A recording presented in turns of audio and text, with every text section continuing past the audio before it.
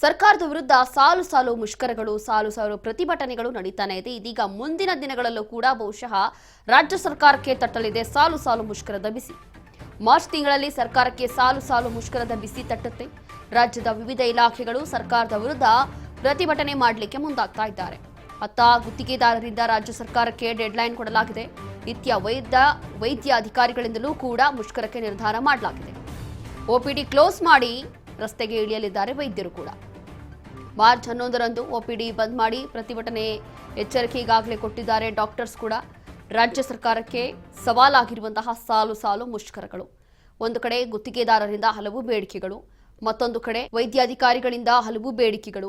ಹಾಗಾಗಿ ಇದೆಲ್ಲವೂ ಕೂಡ ಮುಂದಿಟ್ಕೊಂಡು ದೊಡ್ಡ ಮಟ್ಟದಲ್ಲಿ ಪ್ರೊಟೆಸ್ಟ್ ಮಾಡ್ತೀವಿ ಅಂತ ಹೇಳಿ ಮುಷ್ಕರಕ್ಕೆ ಮುಂದಾಗಿರುವಂಥದ್ದು.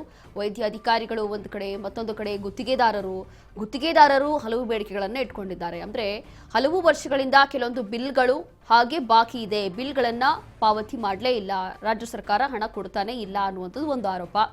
ಮತ್ತೊಂದು ಕಡೆ ವೈದ್ಯಾಧಿಕಾರಿಗಳು ಕೂಡ ಹಲವು ಬೇಡಿಕೆಗಳನ್ನು ಇಟ್ಕೊಂಡಿದ್ದಾರೆ. ಮೊದಲನೇದಾಗಿ ಸಂಬಳನೇ ಆಗಿಲ್ಲ ಅಂತ ಹೇಳಿ ಹಲವು ತಿಂಗಳಿಂದ ಸರ್ಕಾರಿ ವೈದ್ಯರಿಗೆ ಸರಿಯಾಗಿ ಸಂಬಳ ಆಗಿಲ್ಲ. ಅದಾದ ನಂತರ ಇಲ್ಲಿ ಔಷಧಿ ಪೂರೈಕೆ ಆಗ್ತಾ ಇಲ್ಲ, ಸರ್ಕಾರಿ ಆಸ್ಪತ್ರೆಗಳಲ್ಲಿ ಸರಿಯಾಗಿ ಔಷಧಿ ಪೂರೈಕೆ ಆಗ್ತಾ ಇಲ್ಲ, ಅಥವಾ ಬೇರೆ ಬೇರೆ ವರ್ಗಾವಣೆ ವಿಚಾರ ಇರ್ಬೋದು.